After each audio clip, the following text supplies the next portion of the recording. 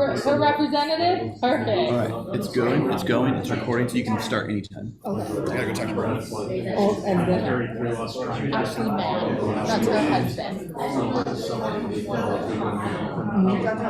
No, realistically, all I was trying to communicate was when I left with the body veterans I had not come to that conclusion that Adamson had much more in depth.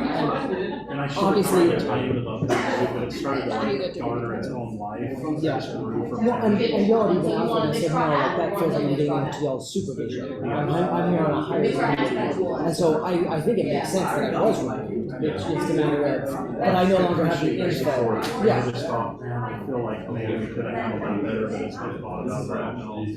How else we would have done that. So I'm sorry if you felt that. No, I think it was, but it felt necessary given where it went so much into supervision and and it did feel messy. Like I wonder what we can do in the future because I think we'll have 20 more of these. We'll have these department things and things like care taxes. You know, it's like how do we just make sure that we are having the right process? You know, I left. I do have some tougher feedback. I felt like some of you know, and not to your side.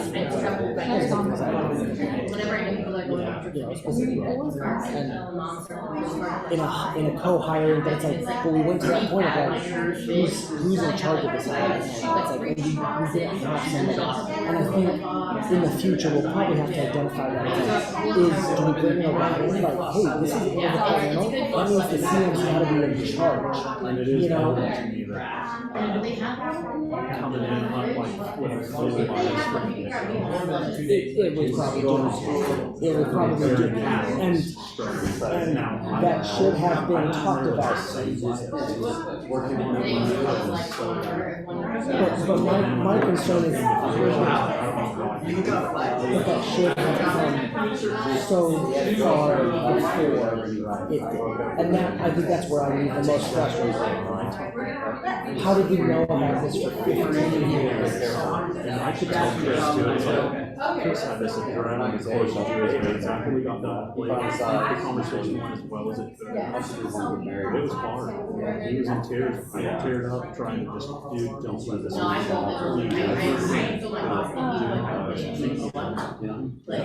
in the end. All right, guys. I think we're gonna go ahead and get started because we have enough members here to get going.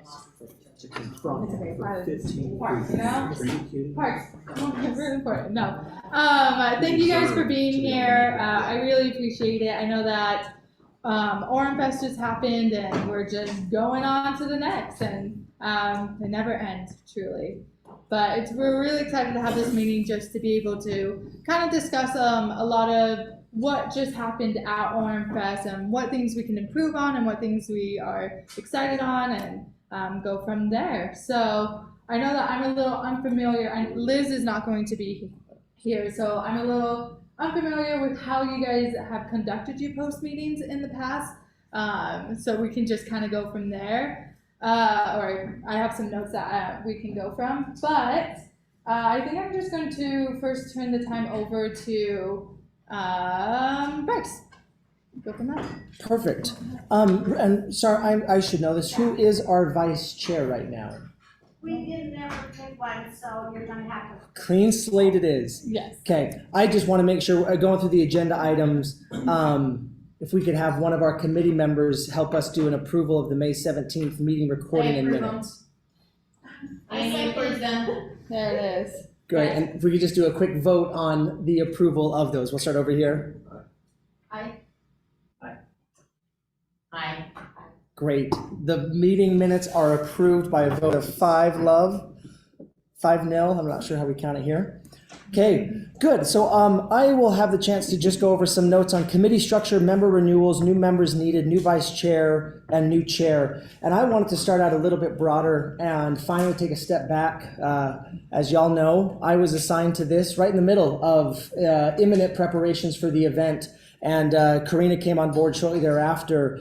And really wanted to recognize y'all. Thank you for working with us to the extent that y'all did, and B, not apologize, but recognize, we were in where we were at too. And so I think we wanted to be the support that we were asked to be, and also try not to step on toes as much as possible, but also do everything that we were asked to do. And I think that was, it went well enough, but also I know it was a little bit sticky. And so we're really interested this year in taking a step back, and I'd love to open up for feedback as I walk through a couple of these things and then hear from y'all to basically say, how do we keep this sustainable? I look at a couple of major items here. First off, the involvement of our commission members and how we can make it so it's still a really fun experience. We talk a lot in recreation about self-actualization, having a great time and feeling like you get to be a part of it, while also turning over things like contracts and liability and vendor and price points and financial agreements that really need to be signed by a employee of the city. And so it's like that delicate balance of how do we involve y'all and how do we also do what we've been tasked to do. We're looking at some things like staff adjustments. Up until this year, we did not have a full-time staff support for Oremfest. And so that ended up with a lot of staff doing little pieces. And moving forward, some of those little pieces will now just go to Karina. Other staff members will be able to have a much more straightforward job description. Tyler Peay here, for example, is over our budget, but is a assistant director in maintenance and public works. And so now that we have a Karina who can own the budget, she can make an assignment and work directly with our comptrollers and our budget and finance staff. So there will be some staff changes to hopefully, again, better support each of y'all. We will hopefully, as we debrief with y'all and get your feedback, Karina will then be sort of tasked with helping define the leadership roles and actionable items. I know I mentioned a couple of them, things like liability and contracts, financial agreements, looking to try to stitch together the cohesion between each of the segments of Oremfest and help support Pete and the marketing team, the design team, to provide all of that. And so as we get, a particular element or what happened at the parade and then what's happening at hot dogs, we can make that all come together and market and brand and try to help the event flow go from there.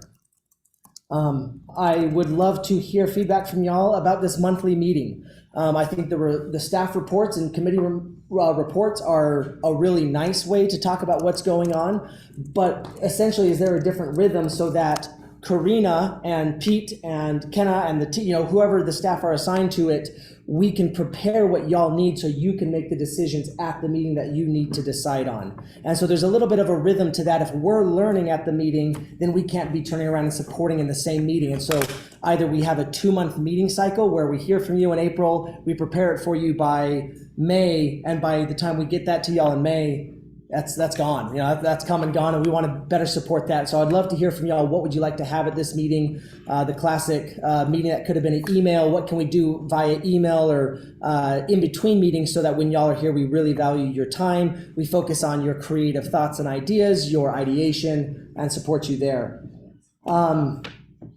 So I think those are my initial sort of thoughts. Recognizing that this last year was a transition, we want y'all to feel involved and empowered. We want it to go smoother next year than it did last year, and we want that for every year that we do it.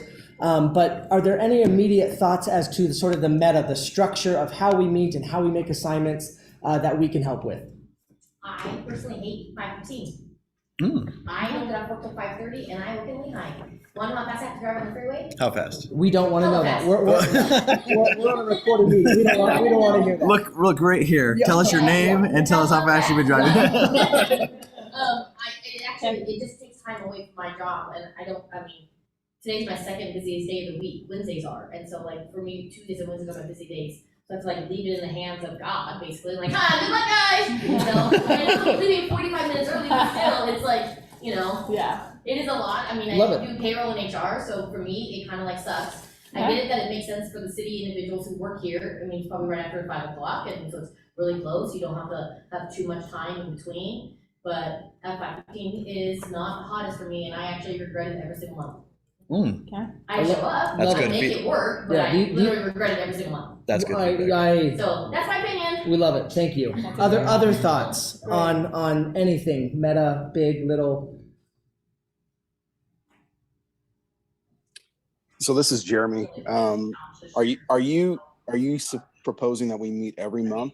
I mean, that Yeah. really, I don't know that anyone really knew who was in charge, because certain people left, certain people, and so I think that was one of the bigger struggles for everyone involved, from the staff to the volunteer committee, like who was actually in charge, I think. I mean, that's a good point. A little bit of a. I think that was felt by every person around the table That's to not, I to, Pete all the time. yeah. Pete. He just exudes that. But I think it was that balance of, I felt very new. I don't want to come in and step on toes and Yeah. start, pointing. And when realistically the work was being done, a lot of directions had been decided. So it was this support role. But I think we all felt that to say, oh, this could go so much smoother. And especially for those of y'all on the commission, we can help y'all have a better time and be involved in the things that you want to be involved in, as opposed to everyone's asking questions and trying to not step on toes. Thank you. I love that thought. I think probably the first couple of meetings when we start up again could just be virtual. Okay. They've gone so fast, where it's like, who has something to report? Nobody has anything to report. Yeah. At that point in time, we're all just still kind of And we're picking a mulling theme. over the ideas and picking a theme. I think a lot of the early meetings could be communicated via email and just, in person. Or at least And like 2 months. we- something like that. Sorry, what was that? Or over Zoom, Yeah, Yeah. that's what I'm saying. yeah. Yeah. And ideally something where we can ask some good questions up front, put a couple of ideas out there. Like that, then I think it'd be more valuable for our time instead of who has anything to report. Nobody. Yeah. Yeah. No one's doing contracts, there's no deadlines yet. No. Yeah. Okay. Really quick, what are the things that y'all are most passionate about? Do you like being involved in the theme and the decor and the vibe? Do you like being involved in selecting like which rides and which acts are part of Orem? What's that like? What's your why? Why are you here? Why are you on this committee? What is it that you want to do? Why are you here? Where are you going?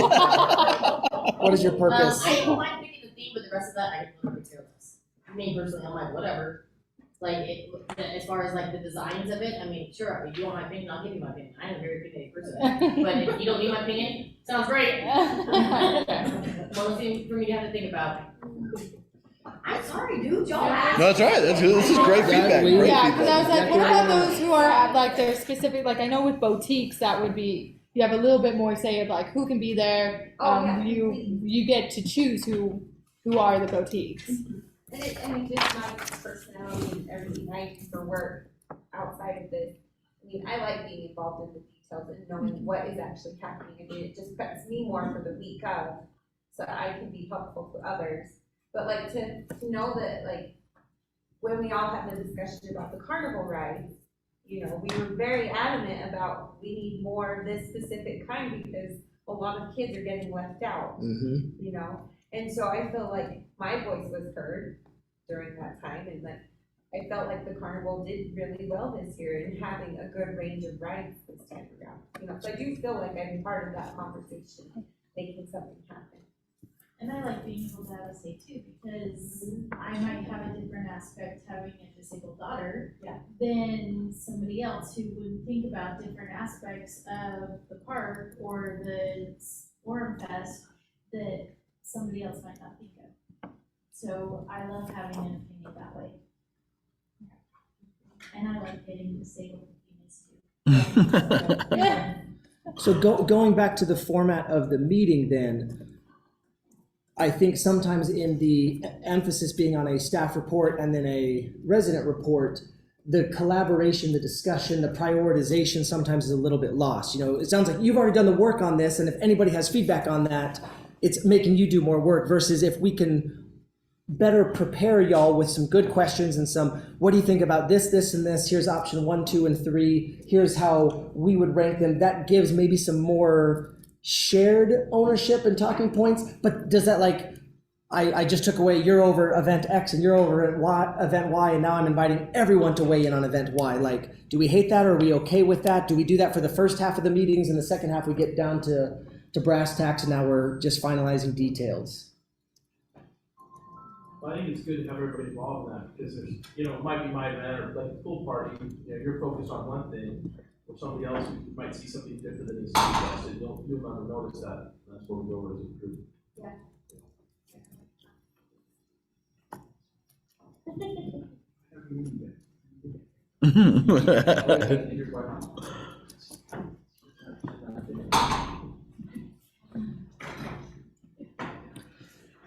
As we look at the major components of the event, a lot of those are etched in, let's say, wet concrete. We always have the carnival on this date. We always do this. The parade is in the evening.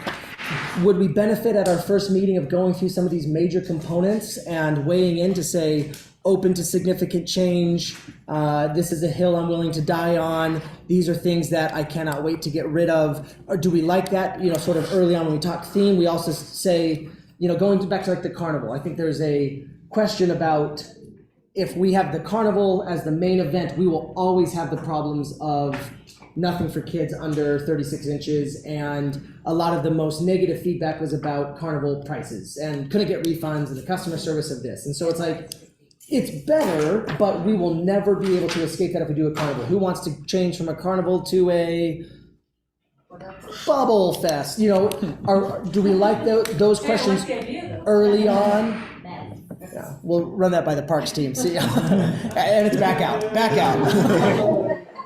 Shortest lived feature of an event ever. But, are we okay with that? We'll sort of go through each of these and prepare those to say, hey, we have the boutiques, we've done the storyteller, here's the pool party, we've got the Orem's Got Talent. Let's just make sure we feel good about those. We'll try to prepare some questions and some alternatives for y'all to sort of look through and rank and do that ahead of the next meeting.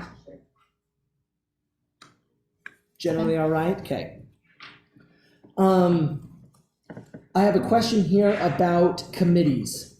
In the past, we have typically assigned one person to be over one event, sort of a one-to-one. That's how you do your staff report. We had talked about having some redundancies to say, hey, 1, 2, and 3, each of y'all are over the car show. And that way, the 3 of y'all have a built-in collaborative group. You can report as a group, and when one person isn't here at the event, we have 3 people ready to go. So you end up having twice as much that you're on, but half as much responsibility for each of those. How do we feel about committees versus individual assignments? Not great. Too many cooks in the kitchen. Yep. Too many cooks in the kitchen. The only thought I have is, I agree, yes, too many cooks in the kitchen. I mean, my event is really simple and easy. We really don't need more collaboration. However, it would be great if I had someone who could take over for me for one of my shifts. I don't actually get to hang out with my family all day Saturday. Yeah. Like during the fun parts, because I'm there doing my shift. So if I have someone who could just come for an hour and a half and take over a part of it, and I actually can go hang out with my family. I love that idea. So, or like I can maybe like help take over for you, if you needed someone, like relieve you or something like that, that would be nice. Because at this point, it's coming to the point that I might not even be open on Saturdays. Because there was so much fluctuation, and then there was so many down points. It was very, very dead. I did the kids' crafts, and it was like uberly dead while my face painters weren't there. Really? Yeah. That's surprising. Sorry, balloon artists. When the balloon artists were there, it was hopping. When they were not there, it was dead. And so I was like, well, what's the point of me staying open longer? Like, I might as well just pick the same as my vendor, and then that's it. I even, as you say this out loud, I would love to live in a world where y'all help so much with the planning and then staff take over. I think y'all are the best brand ambassadors. People don't come to see staff at these events. They want to see y'all. They want to say hello to y'all. And so to have you busy and in charge, but free of shift work so that you can come and go and be with your family and take pictures and take whatever time you need with residents and friends and neighbors, I think would be a really good place to go. And again, be at the event, but you're free. You're out shaking hands and fist bumping and taking pictures and doing that rather than sitting at a table. My volunteers on Saturdays are usually teenagers, and they're pretty freaking dumb sometimes. So they just have all their brain cells. So it's hard to hey, I'm gonna leave the keys in the castle to you guys, bye. I literally cannot do that. I mentally just can't. Yeah. I will come back and it will be a crapshoot. So. Were you not busy on Family Day on Thursday at all? Thursday and Friday we were actually pretty busy, because I actually did later hours. It was 2 to 5, or 1 to 4. I did it later in the day. But on Saturday, I did 11 to 4, because I had lots of people complain to me last year that we weren't open enough on Saturday. So then I extended the hours, and then I was like, are you kidding me? So yeah, that was exciting. Yeah. How's your location? It's great. Nice location. It's great, it's right next to the park.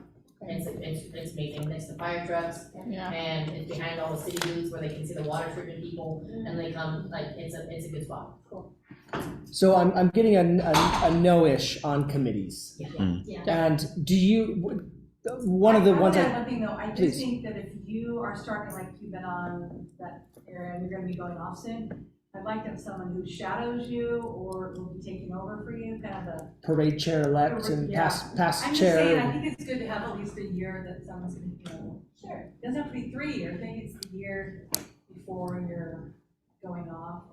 I just think the training, we don't wanna lose the brain power of what's Yeah. going Okay. on. So I think you need to look up, things like the parade, of course, are intense, but I think all of them have nuances that someone who would be taking over would be good to train them, so that's Okay. fine. And we can even look to Karina and her team, John Cheney here and say, what do we need to do as part of our debriefs to build that out so it's written and prepared for y'all, for the next person, year after year, so time is spent on new things. Okay, I think those are my main ones of what to talk about. Yes, You brought up contracts, you yes, said it like 4 times. I sure did. You've not brought it up right now, are you bringing it now or later? Like, I think, honestly, contract seems to be the one that, Karina, a city staff member needs to execute contracts, okay, including the so financial portions I of didn't know it. anything about contracts until one of my vendors reached out on Tuesday of the week of going, hey, when are we gonna get a contract? I'm like, I actually have no idea what you're talking about. And that's, Steven did that last year for me, so I was like, I don't know. So then I got a random contract from Kenna, printed them up, had them sign it, then probably threw it in the trash can. Because it was, I don't think it was the right contract, honestly. It looked like we were charging them, where we're actually like paying them, like it was weird, it was a weird contract. It was asking for like their credit card information, I was like, what the? So I made them happy and let them sign it, and then I threw it in the trash. Because I was like, this is not the right contract. And I was like, I didn't know anything about the contract. No, I actually didn't, I said, don't put down your credit card information. It literally just had signatures and a date. Like, there was no like actual like information other than signatures and a date. Yeah. So I was like, I don't believe this is the right contract. so Okay. to this point a little bit, I think it is one of those things where we as staff are I use held, the same people every single year, it hasn't changed. but So that's why I was like, I didn't know, I don't know, I had no idea. and we would love to live in a world where you don't need to know about that. We execute the contracts with the vendors that you help us select. We get them on file. And that way, when unfortunately, I've been involved in events for 12 years now, and bad things happen at events, and accidents happen, and, Well, and I get it, I Yeah. 100% understand, but I literally had no clue what you're talking about. Yeah. I was like, I have no idea what you're talking about. This is So- not my first year. and that's I have no idea. that's on us. We'll get that done even earlier. But in theory, we'll have deadlines to say, here's the vendor. We need your vendors back. We go and get the contracts. We work directly with them, and instead of reaching out to a volunteer who gets in touch with us, we can put them in touch with the purchasing director of the city. Nice, clean, easy process. And Which is perfect. y'all show up and do the relationships and help pick the direction, and we'll take care of that because it's a lot of back and forth and nuance and contracts, and lawyers are Well, and I gonna be understand. I sticky just about was it. like, Yeah, I have no idea how we need this information. for sure. Thank you. Okay, anything else for that? We sort of have some notes on the meta before we jump into each feedback and all of that, but do we feel good with anything else that I haven't covered? Hey, Bryce, can you hear me? Yes, absolutely. So one of the questions that you asked was the scheduling, and I was a little concerned or confused. Are you saying that we're going to be meeting monthly going forward? Or are you talking about like in January or December, we're going to start meeting Yeah, monthly? we'll have a meeting I think it's one meeting in the fall. Typically, we have one in October, and that's where we discuss the grand marshal and the theme. So in January, we're already there and taking off from there. Yeah, so Okay. Place by Well, email, virtual, Exactly, that one could. yeah. perfect. Okay, well, good. Well, those cover my sort of item 3. I'll turn it back over to Karina to take us through items 4. Hey, I don't see Shelly, so we will just go to Christie. Okay, so boutiques went really well this year. This was my first real year doing it. There's just a few things I wanna look at as far as like the website and how it functions now with it being different from the last one, and just making sure that it's more smooth than what it was. And then just updating like the change, like the timeline for when applications are due and when we choose the boutiques. When is that? Usually in April, like this year we had it, I think April 30th was the like cutoff deadline or when we closed the application. But based on what Ashley's knowledge and me trying to figure this out, we started picking people a little earlier just to they start getting antsy, and there's so many other fairs throughout the state during that month. Yeah. So I think if we could move the cutoff date up a little earlier Mm-hmm. and close it and then start picking that way, I think that would help relieve a little bit of confusion. And Would you wanna open it earlier? Like, or do you when think did it that? open? January? Opens in January. I think January to April is plenty, Okay. you know? And then definitely, cause I feel like with the boutiques that I had too much in duplicates of what they were selling. And, I want to fix that, and so I want to be able to, on the application, ask like, are you doing permanent jewelry? You know, specific things, cause we ended up having in different areas 4 permanent jewelry people, which I didn't realize at the time, cause they didn't list it in their description box. You So don't I like had a drop down menu of like what do Yeah. you do? What exactly are you like a selling? checkboxing or like other, you know, and so, I'm gonna be specific. yeah. How tight is that? Is that a contract? Like, they list what they're doing, do they have, can they bring in other things? They've asked me, they're like, can I do cotton candy? I know in the past, No. yeah, I know in the past, Ashley walked over and told people to stop selling things because they didn't list it for that very reason. Because some people say, I'm doing, sunglasses, and, there's only one sunglass vendor, and all of a sudden 500 people throw out a $5 bid, I didn't know and you that. just destroyed them completely. And so she'll walk over and say, you guys gotta put that up, right? You can list it, you can't sell it. And That's- that's probably not contractual, maybe it is. Well, that's what we do. That's what we do with the food vendors. I used to do some list days, Uh-huh. you know, Yeah. and you could totally list everything in the contract. Yes, and I'm saying if it is or if it isn't, it's Yeah. just a respect thing for the other vendors more than Exactly, anything, so. You Just, don't get duplicates like what you're saying. yes. Yeah. I know that a lot. So I think that just needs some fine tune to get to where we need it to be. Otherwise, boutique vendors were fantastic to work with, and it was a really fun ride, so. They got a lot of my money, I can tell you that.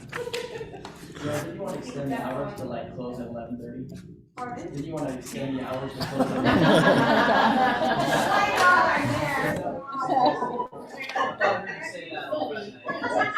Especially Saturday time. Yes, And Jeremy, I'm sure. Yeah, I thought I heard you say that. So yeah, that's all I have. Tim, you never wanna go home, do you? I'm blowing there, I'm good. I'm living in that place. You have to toss the tent out, you know. Might as Where's well. there any go can add to the boutique area, like a As long as big it's sign good or at all. something that says boutique? We'll work on it. Yeah. On a couple of ends.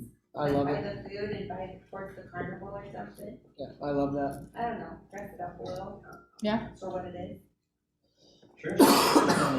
Traditionally, we've only done boutiques Fridays and Saturdays. Yeah, Has it ever been requested to do a Thursday as well? I didn't hear anything from anybody. I think at one time we did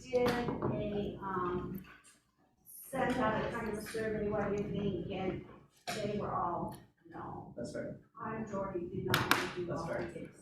A lot of those are second jobs, Yeah. and so it's Yeah. tough to get away, so that makes sense. Well, if we keep having Thursday be the family day where like tickets at the carnival are cheaper, then, I mean, I wonder if our boutique vendors know that, because most people do come on Thursday for the cheaper tickets to the carnival. So, I don't know, it's just a thought. Or at least a Thursday night. Yeah, like Thursday evening, yeah. Puts more work on your plate, well. Do we have a discounted Thursday? I thought we just had 5, yeah. This current vendor does not do that. Yeah, so that's what we did in the past. Yeah, no, in the past we had a family, this one did not have a discount day, so, yeah. And I believe we have one more year. This was year 2 of 3 on the current contract for the carnival vendor. So we can definitely look into that when we want to renew, look into seeing that, yeah. Okay, is that everything? Okay, I know that Jim is not here. Is anyone from Parks representing for, food? I know we have a few people that may or may not be on a block list of. Oh, yes, Oh, there is a yeah. block, We yeah. have a list kind of going on that, we'll review that, Like, what happened? I'm curious. No, it's not that. wasn't too many things that were really bad that I'm aware of. I know Jim had some things probably on his plate, but we had some people that would refuse to take the parking instructions the right way.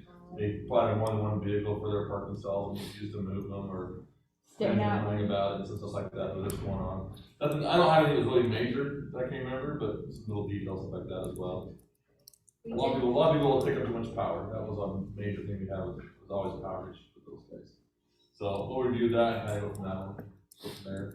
We did have a lot of people request the Texas fries, is it? The curly, Yeah, the- swirly ones, or Ribbon fries, whatever. Yeah, so somehow we need to get them back. Because they weren't here this past year. Okay, Yeah, they were there last year and they were hopping. they are helping. They are good. Last week I went to the Wednesday farmers market, and the person that sold lemonade in the jar, the line was always long. And so I've seen the people in the booth, but I think this was cheaper, you know what I mean? Yeah. But that line was long.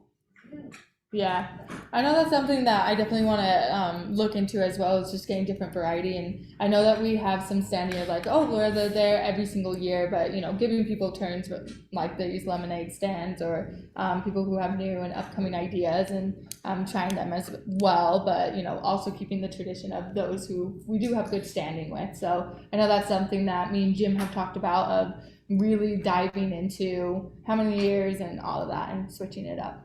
Well, I think the fee for like the farmer's market is cheaper than for Oremfest, so I know, I talked to one guy and he was like, yeah, I can't do Oremfest, that's too expensive, but I can do farmer's market. So like, he's like, I can do this on Wednesday nights, not every Wednesday, just depends on what I have in my budget, but he's like, I can do this, but he's like, I cannot do Oremfest, that's too expensive, as a food vendor. Okay. Just go to Nitro and see the lemonade first. Probably 40 people in line the whole night. And it was hot, so I think it was but they also had a refill thing, it was kind of like a quart jar. They didn't see it, the white lid. It's really, my kids from Texas who came, they were so excited. That was their favorite thing, is to have the lemonade in the quart jar. That's great. Okay, Annie, we're gonna move on to Kids Craft. Everything went fine, I need to figure out the schedule, like I don't know if I just wanna be open when I have my vendors there. I do know that the schedule was printed wrong, so I had quite a lot of upset parents on Thursday, so that was exciting. Sorry, Friday. not Printed Thursday. wrong where? Online and in the magazine. They were two separate? Well, no, it was just printed wrong, is what it was. It was, so I only had, on Thursdays when I had face painters and balloon artists, that's it. Friday and Saturday I only have balloon artists, because the face painters actually have a boutique booth. So they want their money, but it was printed in the magazine and online that I had face painters on Friday also. And so I had lots of very not happy parents, because they didn't want to come on Thursday thinking it was gonna be overwhelmed, like, oh, there's 2 days, I'll come Friday. And then I was like, well, you can go pay for it, or, you know, like, or there's some magic markers, you know, markers. Like, I literally have nothing for you. And the grandma was like, okay, and the grandma was like, no, you know. I just love you. So, like, I was like, I literally have nothing for you, this is what I have, like, I can't do anything about this, like.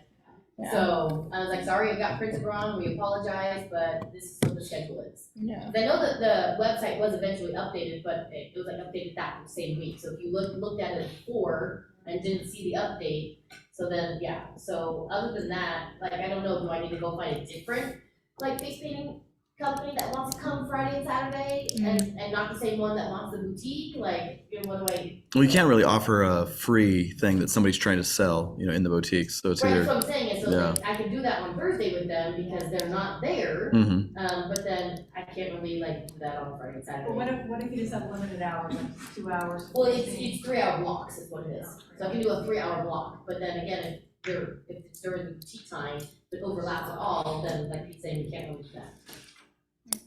so. I had a question about Paul Mitchell. They're only there for like a short amount of time. Are they wanting to extend those hours? They were there on Saturday, they were there from 11 to 4. on Okay. Saturday. They were there the whole entire shift on Saturday. Because I wonder if we can make that, like, get them into more of a boutique area and not, like, do advertising. But I just think it's, like, one of the coolest elements that we did, because, like, just, like, all those kids getting their hair done. They crazy hair for Paul Mitchell School.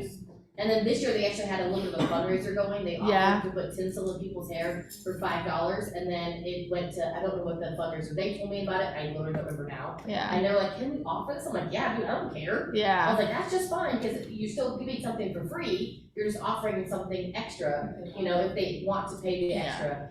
The only problem with moving their location, which is fine, is we've gotta figure out some sort of like Disneyland lines. Yeah. No matter how many times I told them your line needs to go this way, they try to tell the parents, but the parents aren't listening, and then I just get like this wad of people blocking the whole entire sidewalk. That's what I'm saying. Like, I would love to see if we can move them into a more central location and one that we can have more line management and crowd control, because I think it is a really cool, popular thing that we do, but not a lot of people knew about it. Because I think the rest of them either they're working or they're in school, so they come on Saturdays when they don't. And for the students that come, it's all volunteer time. They're not paid for that. Yeah. So I don't know if it goes towards their credits. Again, I'm not quite sure on that. So many hours. So many hours. But something maybe we can organize with them a little bit earlier and get it more on their calendar. They switched people 4 times on me between January and June. Okay. Of who was in charge of it. Okay. So I had to keep constantly getting a different number from someone else. So, I mean, yes, we can, but again, I don't even know if the person We can see what we can is gonna be in charge of do. it. Okay. I just want to make that note because, again, I think it was really cool. I would love to try to utilize that a little bit more just because I think it was really fun. Yeah. And it was not something I didn't know about it until I walked by and I was like, what? This is awesome. So, yeah, it's something that's really popular. Cool. Okay, is that everything? Yeah. Okay, John, we are going to go on to the car show. Sweet. I personally think having it on Monday night is a good thing for us. Okay. It's a good way to start. I had no idea how many people were there. Oh, many people. How many hot dogs did we see? 2,000. And it was gone within the first 45 minutes. Yeah, so it's 4,000 or 5,000. Just a number. It was There had to be at least 4. And we're getting about a 10% increase in cars every year. Yeah. And Kathy might count 1, count 2. But we used to go around a car show prior to our event and hand out flyers that Heath would make. So we didn't even do much this year except for the UVU car show, but we're gonna get a lot more people and a lot more cars if we get out sooner than we have in the past. Just giving out flyers to all the people.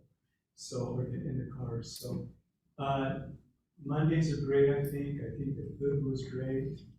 The layout is great. We got lots with really good weather. Mm-hmm. Believe it or not, this year was really scary because all the rain was on the east here. But yeah, other than that, JC's great.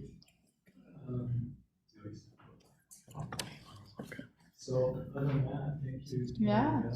No, I think it was a really big success. I do have a question though. Have we ever considered or offered to have a lot of those cars in the parade? Yeah, we can. It's just, it's how many cars this year we had, I don't know how many cars. Yeah.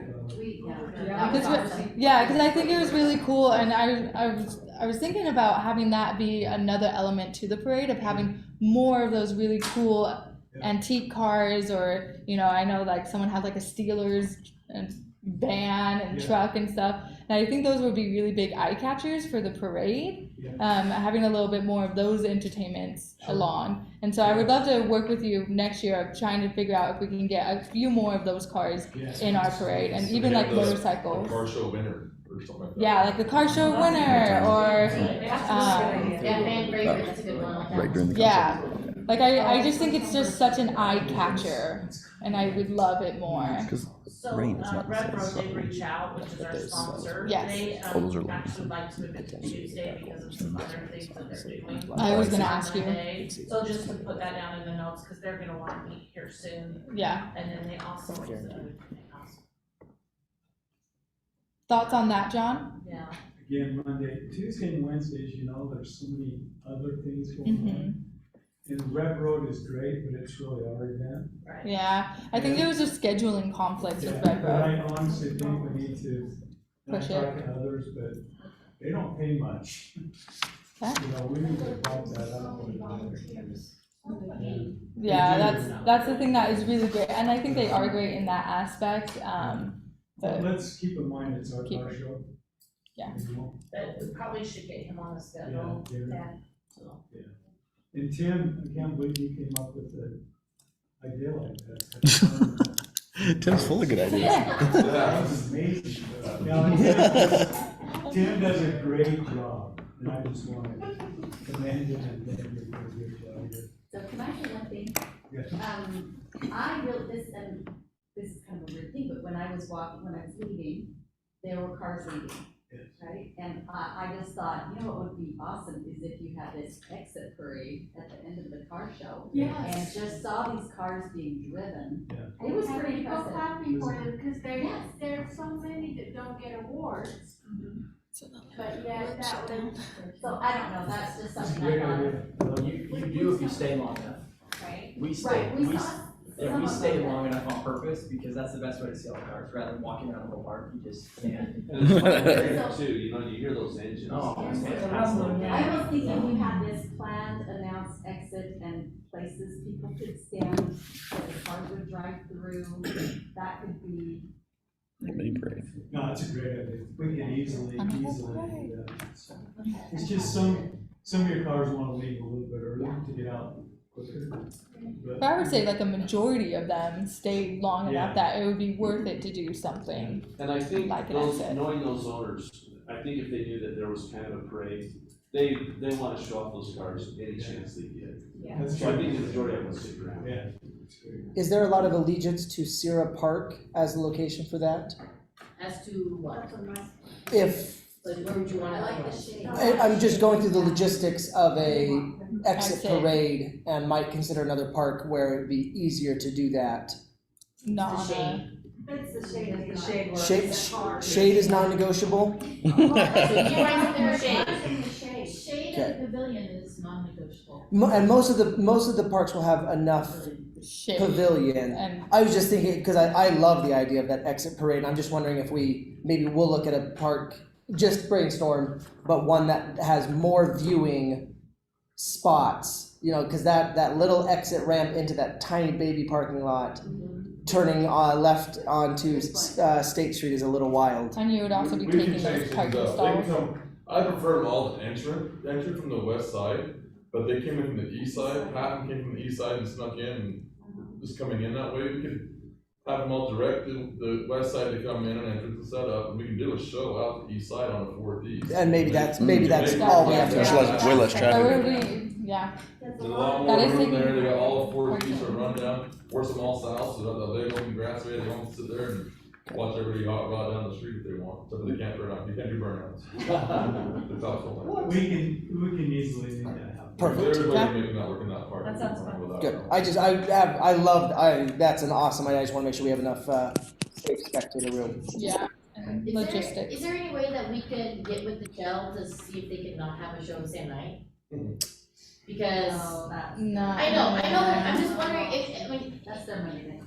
if we can move it to a night that they don't have a show or something, I don't know, because it is, Yeah. parking is ridiculous, and people are like crossing streets. They didn't have a They don't have a show that night. They didn't have a That's show. good night. In fact, I think the pool I party. think that's why we picked Wednesday, because they. The pool party was when they had a show because for the Maybe that's what I'm DJ, thinking, I just but feel we didn't like have anybody here. crossing the Yes. street constantly, no crosswalks, and it was crazy, Mhm. so I don't know. Yeah, that's what we're saying. Yeah, I mean, we can just make sure we keep that, whatever night we end up choosing, and whatever is the best night, we can work with them and see what their schedule looks like and everything. So John, how many awards do we give out for the car show? This year, for the first time, we gave out 10. I'm gonna do about 4 or 5, but and I think give away more prizes. Yeah, I think so. I mean, we were trying to make up. Yeah. For that, so. Luckily, the Merrill stuff, I got. Yeah, we do. But what I'd like to, this is a conversation, but a lot of people wait for the awards. And so what I'd like to do is see if we can get those cars to come out first on the exit, so people know who they are. And then people would wait, see who they are, because that's like, okay, which car was that? Yeah, that's a good idea. I didn't even know there was awards, so maybe putting them in the parade might be a good idea. The award winners. Yeah, I know, right. And maybe they can be with the city council as we give out candy. Yeah, absolutely. You need to put a top, hot rod, that's. And then we see those signs every year. Choose the same signs over and over. It's good, the car shows are really. Sorry? It's getting bigger and bigger. Were there no porta potties there? Because in the next 4 or 5 years, it's gonna be. John, did you hear that? Or did So we can still build. are we able to have I was them thinking how there? they're going to have a lot. We're probably gonna have like that. It was that big. We can always do that. Alright, can you put that as a note? Did you, Karina, do you have that on your notes? Mass gathering permit and porta potties? Do we, And I can help with the car show if you need. we do not apply for one that this, oh, we Well, applied it's for never been big more. enough. Only 2,000 people. Okay, that's good to know. Especially we are going to enhance it by doing an exit parade. We're going to enhance it with having all these additional features. Then we will apply for that. Jeremy has a comment. Yes, Jeremy. So I heard you guys saying you wanted to exit on 4th East, and I would say probably not. I would prefer that you guys would exit on State Street. And the only reason why is because we can close down at least that, we call it the number 3 lane. If we close down, if we exit on 4th East, you're basically impeding traffic, and it's going to cause potentially a clog depending on how many cars you have. But we can close down that number 3 lane prior to Sarah Park entrance, like close to the Sarah Theater, and just have people merge to the left to allow people to go northbound in traffic.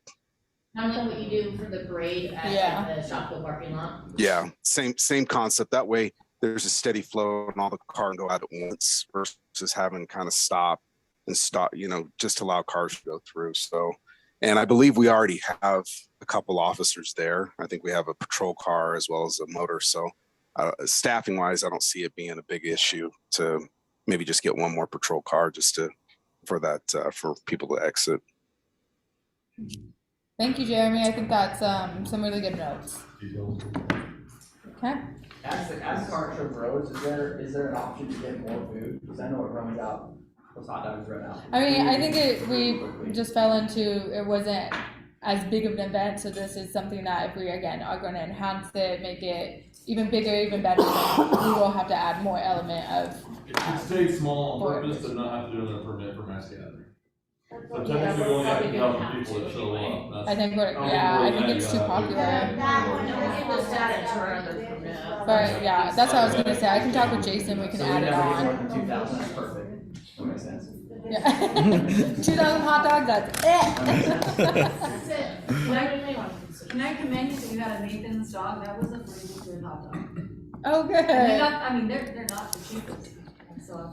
I know we have Jonathan plans to try to get them even hotter on Yes. on delivery next year. We have plans. So we'll work with Rev Road to go through some hot dog logistics on Adding it that. to my resume. And one other thing, we provide free water at which is fantastic at Summerfest or at the Oremfest, the boutiques and whatnot. Can we do that at the car show as well? We'll Yeah, we'll have once to. you go above 2,500, you have to. Yeah, we have to with the mass gathering permit. Oh, it's a mass, okay. I didn't know if we could just do it regardless, even for other 2,000, just so there's some. We do have free water there available whenever you ask for it. Oh, do you? Yeah. Just not like you do there where you. Not in the troughs versus. Yeah, which we can do, we can add a booth of our own that is, again, more free water. But those are really great points. Okay, John, is that everything? Yeah, thank you. No, thank you. It was a really successful event. Okay, we are going to go to hospitality tent and then Rotary breakfast. Okay. So Things went good at the Rotary breakfast. Tim, you guys are awesome on the trash cans. Hospitality tent, the fridge and freezer were perfect. The only thing I have is that people kept going into the tent during the fireworks when the lights were off. So that was kind of a bummer because they were kept trying to get food, and so we had to keep trying to help them during the fireworks. Oh, I see, yeah. So, Maybe next year when the fireworks start, we just shut the lights off. oh, we did shut the They were lights going off. around, they were over. Yeah, lights were off. They were in there with their flashlights on their cell phones trying to get food. Or we could put a sign, we can create a sign saying I think part during, of that was Lizzie's family. Close it, They were thinking oh, of it. that's right. Oh, yeah, when we get down to number 12. Yeah, they got got this there going. late. I think that issue's not an issue. Yeah, that issue, Circumstances. yeah. that was an extenuating. But we can also circumstance. create a sign saying, you know, hospitality tent closed at 9:45 For fireworks. due to They're fireworks. doing any flash, you It's can pull just them. closed even permanently. Like just close it Well, down. but Get extra afterwards, food, we're we wanna like, get things out. get rid of food. Yeah. So, I think that's, yeah. yeah, we can still close it and then, Yeah, just to close it Park on our Central. shelves. yeah. Could be, I can't guarantee it wasn't. I did keep a little list of things throughout the week of things that I noticed that might need addressed. Yeah. Sorry, so I'll go through them really quick because I know it's 6:15 already. So the syrup pool party, there weren't any games other than the trivia games, there weren't hula hoops or stuff like that, and stuff wasn't half off. And I was just wondering if that was why there was like less people, because this year there were. What was supposed to be half off, the tickets to get in, or? No, the concessions. Oh, So yeah, that one was was, not- I know that, 'cause I so- know I paid for it. yeah, that one was due to not having enough people, to be able to do that feasibly for the Sierra. So they were, because it was due to weather that there was not enough people, and so being able to do that and then be able to make the revenue and have the feasible of selling that, that was the decision that was made by the facility manager. But was that already, was that decided before? No, so what was decided before was to have 5 items that they can choose from. Okay, To, so then because of the weather and because of the they shortage, didn't, because they weren't they busy did not? enough, they didn't have That's a to. bit of a rip-off. Yeah, I agree. Yeah. We gotta do better than I thought it that. was decided- Yeah. They had Which- their whole entire menu. Yeah. I mean, I don't know what their menu usually is, but they like were serving up a lot of different things. Yes. We can review that internally, yeah, if we advertise it, we should stick, Yeah. yeah, that's a weird one. They had like 3 different kinds of pretzels, they had a chicken sandwich, a hot dog, Yeah. they had like, that's what I'm telling you, they had a good chunk of food there, and I didn't know it was supposed to be half off, I brought dinner for everyone. But I wanna let you know I that had no that was idea. something that was discussion, it was already in my notes and something that we're going to be changing for I sure. didn't know if that was in the magazine or, it was in the magazine, I thought that the food was half off. Okay. That it was supposed to be half off. Okay. Yeah, that's already, I think it was just, it was something that was miscommunicated on multiple ends, between all of us, and so we will make sure that is fixed for next year. The dilly bars were great though.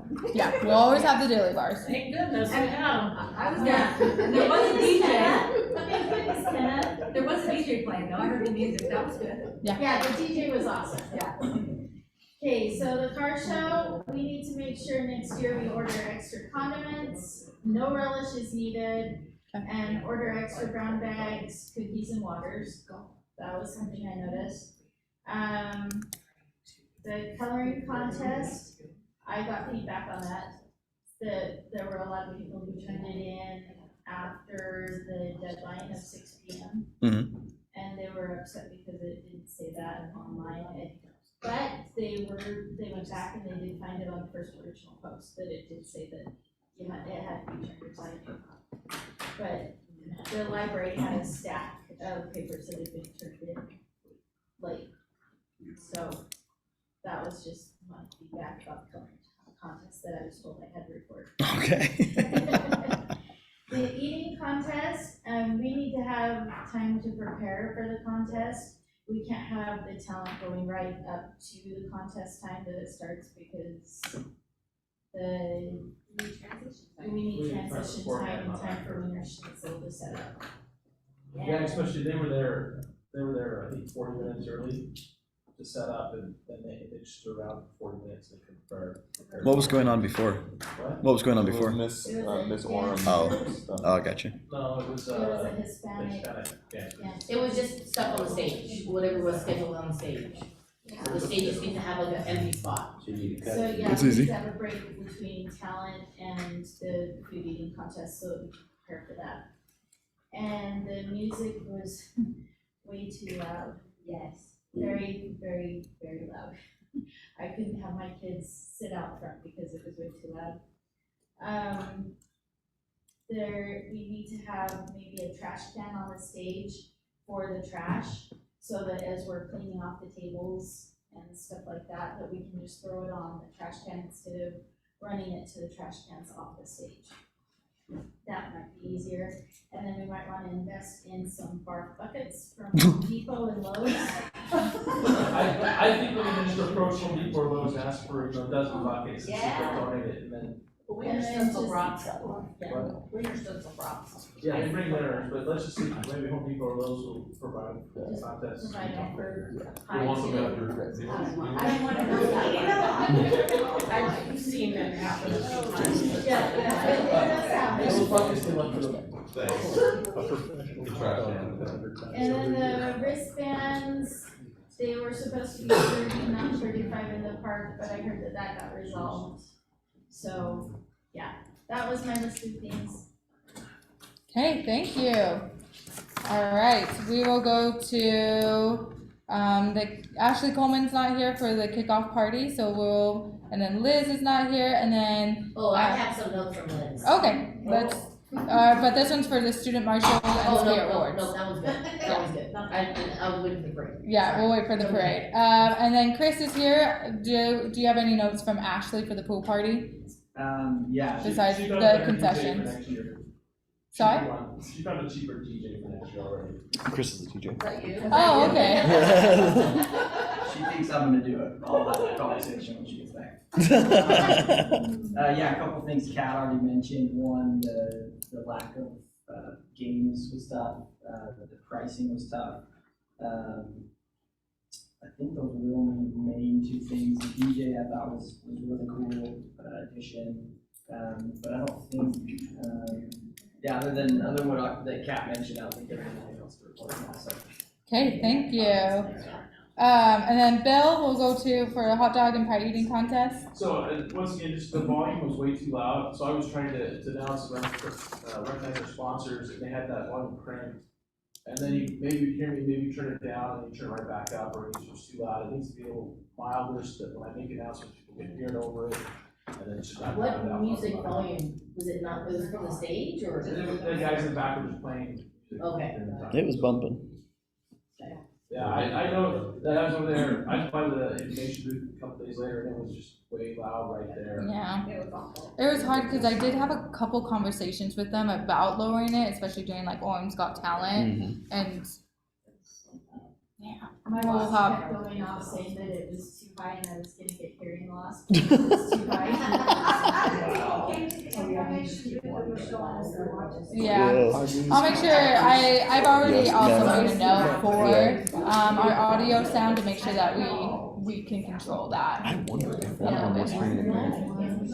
If you work for Man of Sound. Yeah, you probably would be.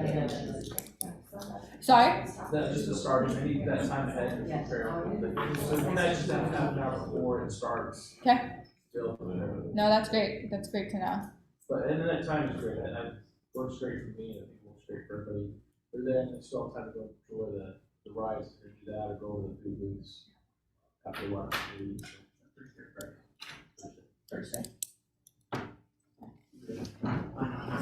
Okay, we are gonna move to Annie and we'll go, is that everything, Bill? Yep. Okay, we'll go over to Annie and we'll do the I don't grand have parade. all of Liz's notes, I just know that this is what I was seeing. So this year, it was really, really windy, so our family, we were the ones that were doing something cat over in the hospitality tent, because we got there like, as the fireworks were going. So like, we were at this because Liz had said, the state president is threatening to take away that parking lot from us, because there's too much trash. Yeah. There's too much trash. There are streamers falling off of the floats, which I know you can't help that, I mean, it happens, but just trash in general. Like there was water bottles, we were driving around or walking around filling up bags and bags. So it's from the people using the parking lot, from the parade goers, or the kids eating candy.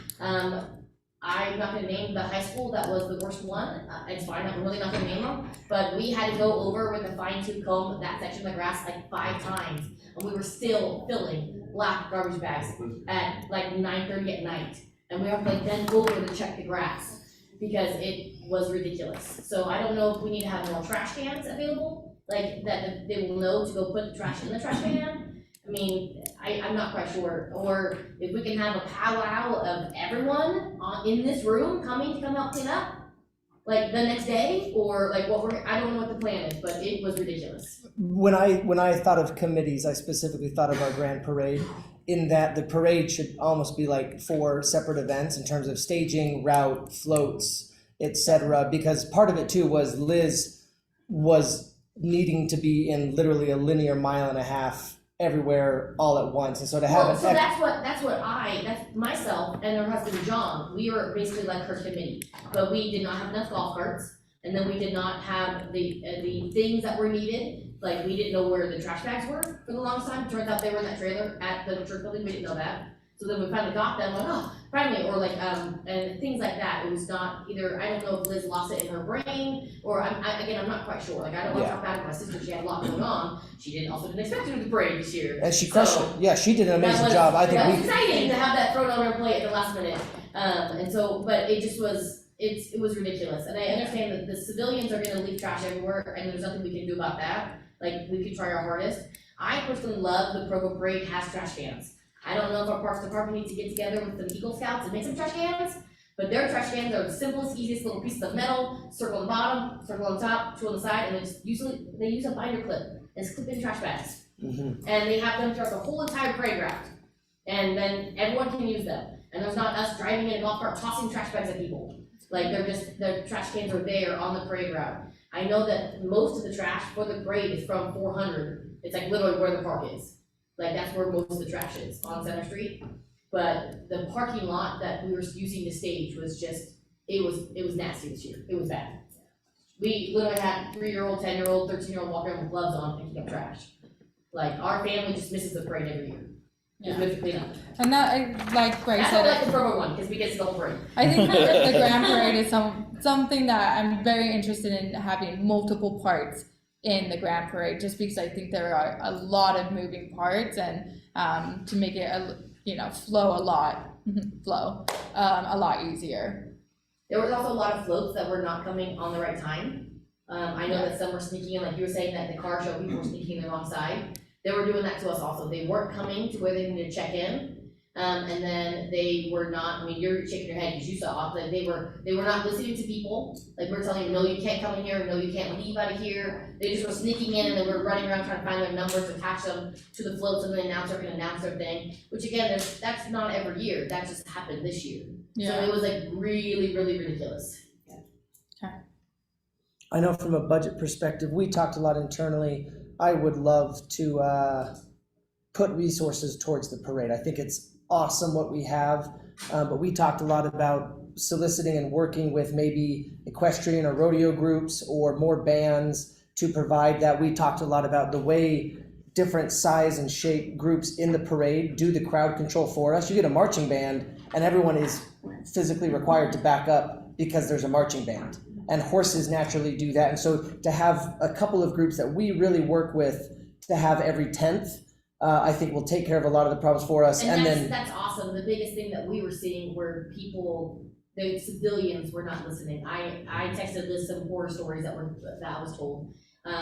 Where like a 2-year-old literally almost got hit by one of my drivers driving the truck because he ran out into the street. And obviously my driver's watching. I mean, I had 2 trucks in the parade that were from my company that I worked for. So obviously he stopped, and there was like a 5-year-old. There were teenagers who actually jumped onto the trucks from the audience.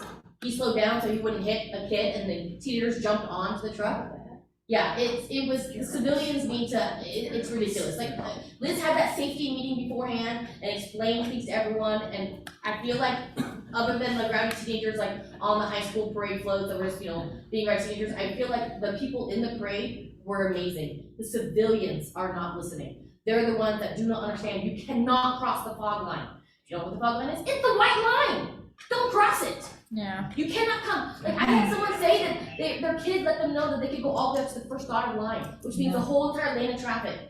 And they were like, oh, okay, cool, and they were letting people go out to the whole lane of traffic. And you cannot do that. It's Yeah. the parents. Yeah. That's what I'm saying, is the civilians are making it so then the parade is not fun. They're You not have to stop listening. the parade, I mean, that's gonna stop to make them move back, remember that? Yeah, There's the yellow line. Yeah. So, Yeah. and to this point, this is, so there's only so much planning we can do. I mean, I remember last year, Liz and I were on a golf cart and we were like yelling at people because obviously it's loud, telling them to back off, and we had parents that were dropping very not polite words to us, telling us, why are you yelling at my kids to move out of the way? And we said, we're trying to save your children. Well, they're not your kids to save. Leave us alone. And it's like, whoa, have fun, guys. Like, what do you want? Like, what do you want from us? We're literally telling you guys to move. Yeah. Like safety vest, bright orange, safety sash, megaphone, and, have them walk in the parade. 100. Please, that. and That's actually what Merrill did this year. I was telling They actually had people in safety vests walking, no megaphone, they said people walking until they had to back up. The whole entire Provo parade route. And there's some opportunities with some events Yeah. fencing and some staffing. And if we have, again, and this is not a criticism of this last year's parade, I thought it was awesome. But I think the additional resources, really strategic fencing, one of our committee members that is over crowd control, so that they're out there starting at 6, doing some ridiculous demonstrations with their traffic wands and helping that out. I think if we're able to do it, you're right, we cannot control That's what I'm saying, it's like there everything. was so much that, But- it's just different horror stories every year. So like this year it was this, and last year it was, a mom getting hit in the chest with a frozen water bottle, so the parade float. Yep. And no matter how many times you tell the float you cannot throw from the float, you have to have walkers, then they still do it anyways. It's like, well, we're gonna kick them out, or we literally gonna tell the high school they cannot come into the parade. Like that's what it comes down to. Or we literally just gonna start telling people you cannot come to our parade. Yeah. You can't. One other thing I noticed, so they squirt people? Water, yeah, I think that was fine. Water safe. Yeah, water is not killing anyone. Some people hated it. Some people don't That's like true, it. and I understand. And I feel like they should have offered, like, hey, and then it's shaking the heads, yes, then you squirt, not really just squirt in general. So I agree with you on that. I don't know if that was a rule that they did or did not say. Like I said, she had that safety meeting, I like to call it the parent meeting beforehand. And there were still some things that were not the best this year from the parade goers, like from those parade people in the parade, but I feel like they did much better. Yeah. Jeremy's gonna weigh in now. Yes, Jeremy. waiting for him. So Bryce, I think you hint on some of the solutions, but this is one of the things that we try to, at least I tried to let you guys be aware of. The problem that I saw is that, and I know you gave credit to the people that were in the parade, but I disagree. They were the cause of the majority of the reason why people were going into the street. And once you have that first person that doesn't adhere by the rules of going to the fog line and passing out the candy, then it's going to be kind of a FOMO experience where you have people that are thinking they're going to miss out. And so that's why they're encroaching. And there is no way we were able to control it.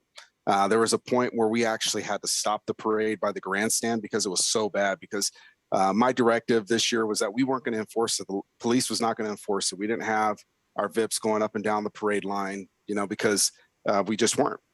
We allowed you guys to we gave you what our concerns were and allowed you to kind of control it.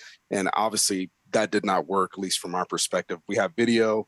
I know there was one of the things of, based on the safety meeting, you said if there's people that are not adhering to it, then they're going to not be able to be in the parade next year. I'm curious how that's going to be, because that would be pretty a short parade, because there's a lot of people that were violating that. Had that safety meeting beforehand and told all of them, if you do not adhere to these rules, you will not be allowed to come back.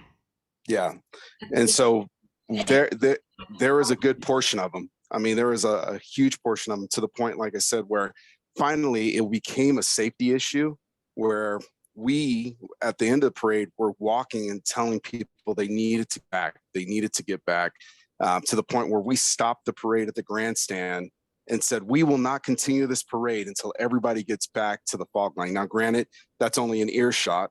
And the problem you had is as we were walking, people were adhering, but it was like a snake.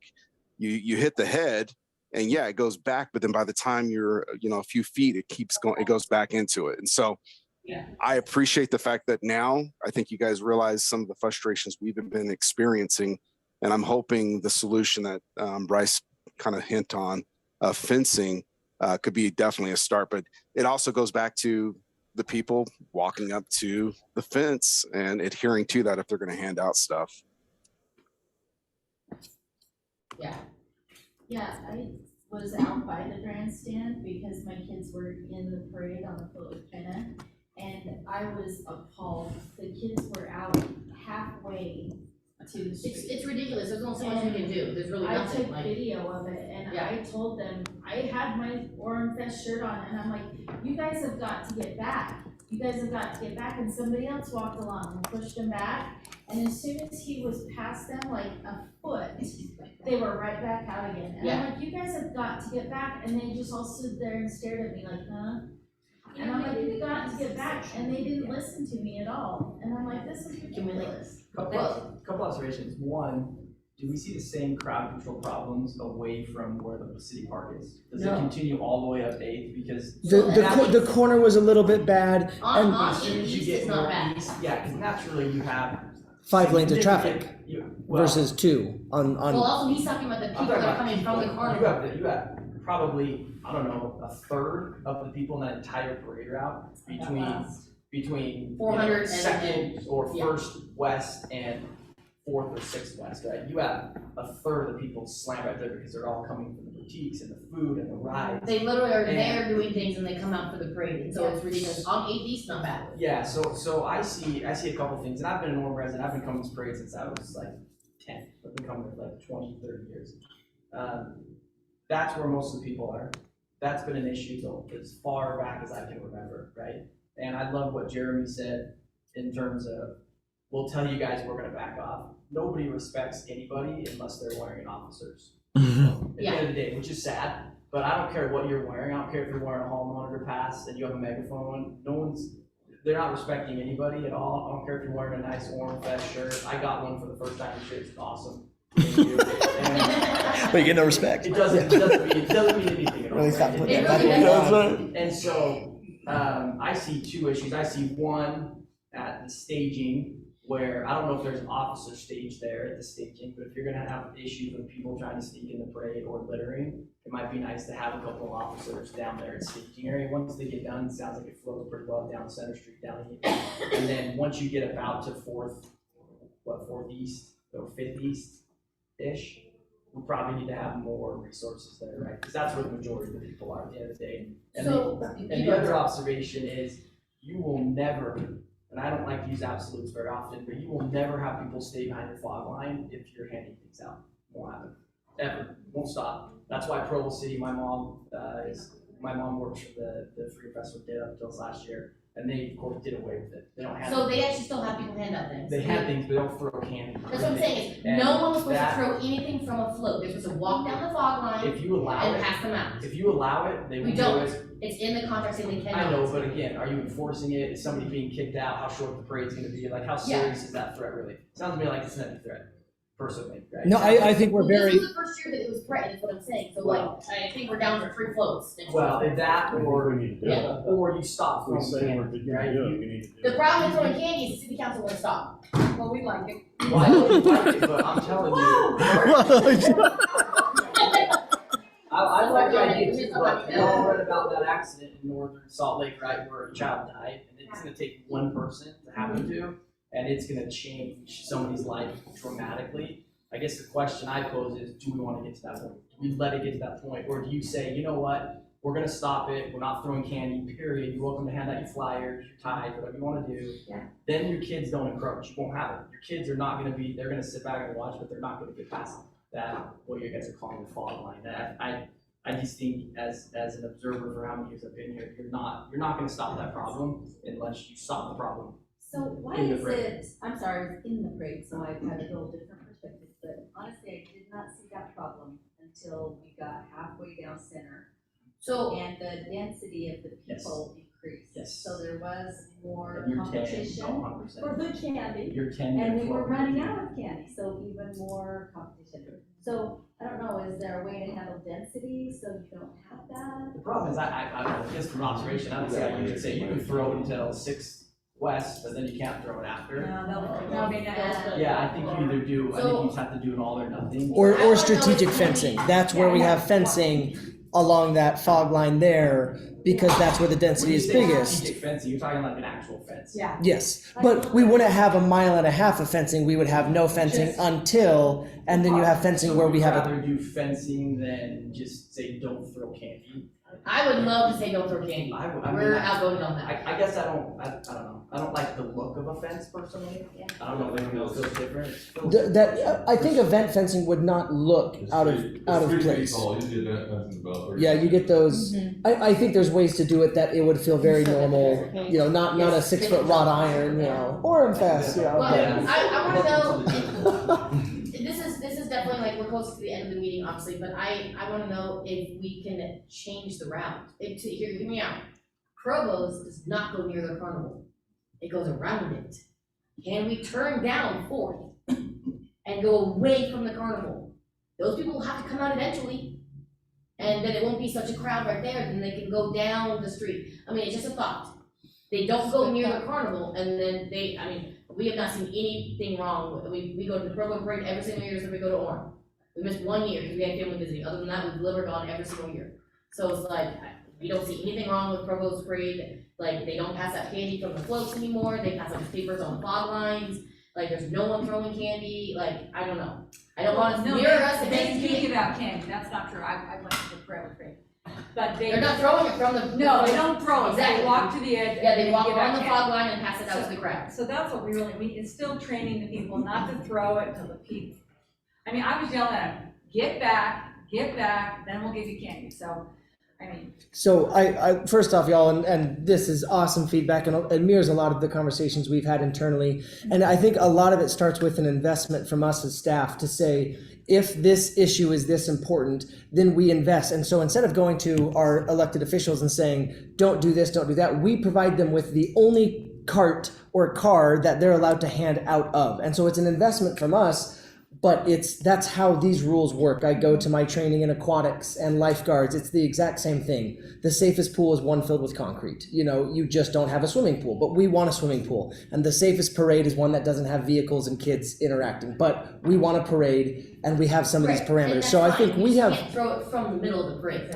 It has to be on the outside. And when we have a route that has 3 lanes of traffic move to 5 lanes of traffic, and they have to be skinny enough for this, but then expand to that, we invite, and when we have uneven densities. And so I think what we're looking at is a lot of what y'all are suggesting today.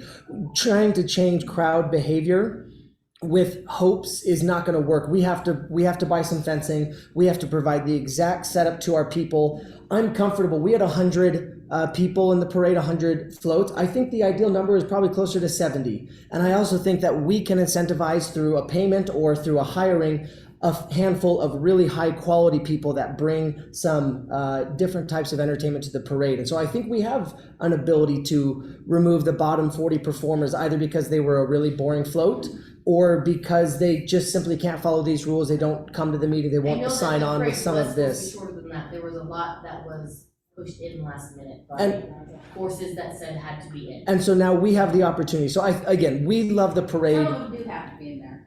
I know, but if you wait until 2 weeks before the parade to go, oh, we need to add this person, then it's like, who do we kick out to take that person's spot? Yep. So then the parade's not too long. Yep. That's what I'm saying. Would fencing have to go up before the parade, after the parade? Because you have a lot of parking that's on the south side of the road that people are passing back and forth, and if you set that up, then you have to walk all the way down. You do likely end up losing. To this point, I think those are the ripple effects. And this is what the off season is for. This is what August, September, October is for us as staff, and finally having a dedicated event specialist who's going to go through and do all of this to rent it and to make it happen. I think, and we see it up and down the Wasatch Front, parades are critical, and we can host a really safe and really fun, really effective parade. I think it'll just be a matter of we're going to have to really identify some of the traditions and longstanding that we have and say if a parade is important and if these 4 or 5, those historical elements for those of y'all that have been coming for 30, 40 years, we'll keep that. It just might look a little bit different, and we'll find a way to make sure that there are people that want to hand out things have that opportunity, but we'll make it a little different. So I love this feedback. It mirrors a lot of what we've had and what our conversations with our police and public safety have looked like. I think we have a way to do it. It's going to look and feel a little bit different. And my ask maybe to the commission is it's an all hands on deck for the parade. If you look at each of these things, it's 10 events in one, separate locations, separate processes, and the committee on the parade, it might be a committee within a committee to make something like this happen. We can have a chair, but I think when we look at this, the end and the beginning and the float approval and the different spots and the fencing and the interfacing with PD might be a full team effort that all reports to a chair who, we have the resources identified and split up. So I do know that Liz said this year it was amazing to have Amy and all the interns that were helping. I know he was out with the vest on and helping, and it definitely, because there's only so many times, sure, we get the volunteers out there, but who signs up? We get teenagers again? I think it's a staff of 50 that make a parade work and not less. And we've even talked internally. I know I mentioned lifeguards earlier and you mentioned the power of uniform. And I know they're not PD, but lifeguards might be number 2. And with a whistle and with that. It is. And I think it is someone who is in a matching safety vest, and there's an army of them that goes out with specific instructions. Yeah. And some of the front desk and some of our internal staff, I think we are in a lot of disparate places Saturdays at 7 p.m. And I think this next year it'll be different. It will be the most on hands from a staffing perspective that we have for any event that we do. So again, I'm really excited about it. I think we've got a lot of it. We'll just ask y'all to be a little flexy on what it looks like in terms of assignments and how we deliver on a very safe but very fun parade. On the candy. Please. So I've done the parade for 10 years. And I always go in the crowd, into the back where people don't get candy. So my group is not sitting in the car. I mean, maybe you make city council walk. And if they want to throw candy, then they have to get their butts out and walk. Okay? So I walk. It's the people walking with the city council. No, I think the thing is, candy. I make sure I go over to that and I make sure I'm over there and I go into the crowd because they're handicapped children that are always in the back that I make sure I get. And to me, it's worth it to me to give them candy, right? Because it makes their day. The walkers on the outsides of the parades, the sides, in the back, in the middle, whatever, like on the outsides of the crowds, in the middle, whatever you wanna say, that's where it needs to be. But if you're on a float, you can't throw candy. Yeah, no, nothing it needs to be on the side, and that's what we told everyone, that's what we said to everyone. So again, if city council wants to be in those golf carts, which is fine, you put your hiney in that golf cart on the outside. That golf cart is on the very edge. No, we're in cars, we're not gonna be in golf carts. That worked loosely, I wanna repeat that again. I think the issue is not, because my folks were on the outside throwing candy. The issue is the kids are competing to get to the candy. So the kids are running out in the street. But if you are close to that fire and you're talking to the crowd, then it's not gonna like it. I don't know what I'm sorry, I was talking, I didn't hear what you said. If you're on that fog line, if you're on that in a car or in a golf cart or walking, like he's saying, if you're on that and you're tossing the candy to the crowd, ain't nobody gonna come to the parade to get it. Because they can see. They're gonna stay in their seats. What I saw was they're running out there because they see you coming. Yeah. So it's not. Can I just say something real quick? Please. I've got another meeting I need to go to. This has nothing to do with candy or anything. We actually rode in the car. It didn't pass out any candy this time, and it was kind of fun to just sit and watch the parade from a different perspective. But I just want to say thank you so much to the staff. I know there were a lot of stressful, sleepless nights leading up to this, and it was the best Oremfest ever. Not only because it was the first one, but it was amazing. Beginning to end, it was just amazing. So thank you for all your hard work and to the commission, the committee. Thank you.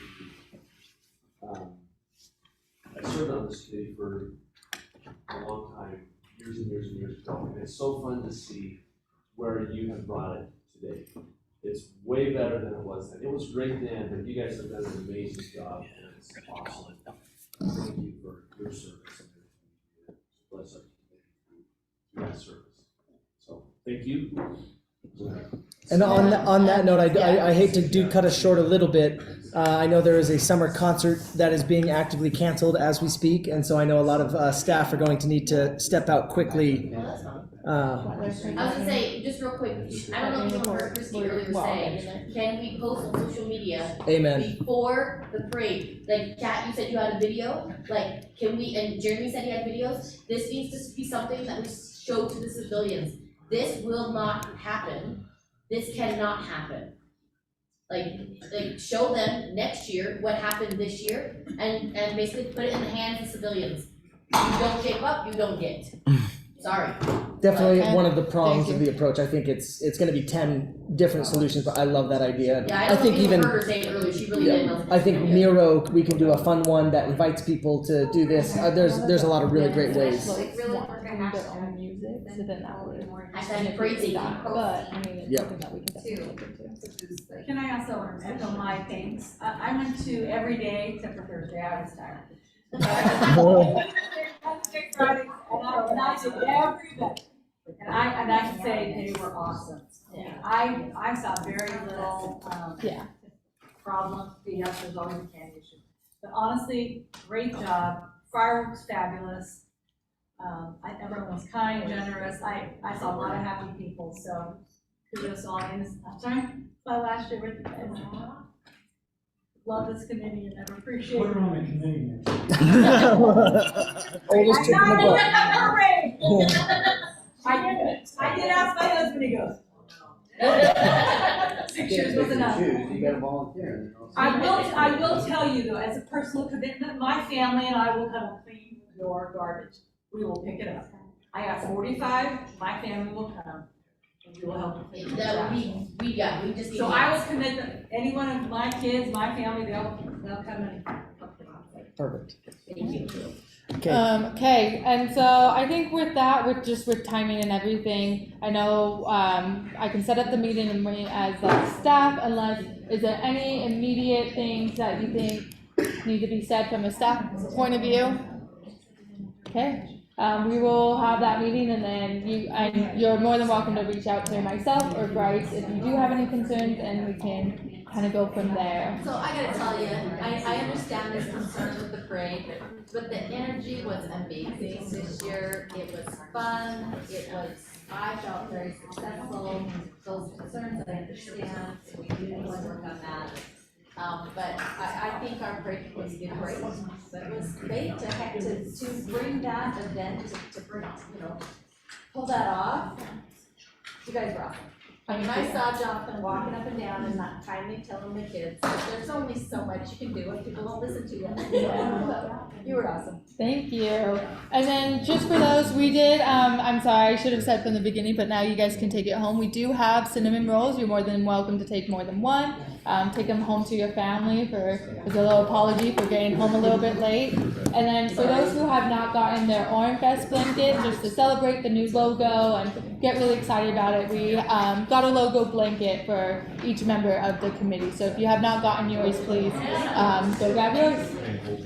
Thanks, Ray. Yeah, thank you. I have not met with Jonathan for the Oremfest Bible to meet with him. I finally did. It was great. I think I'm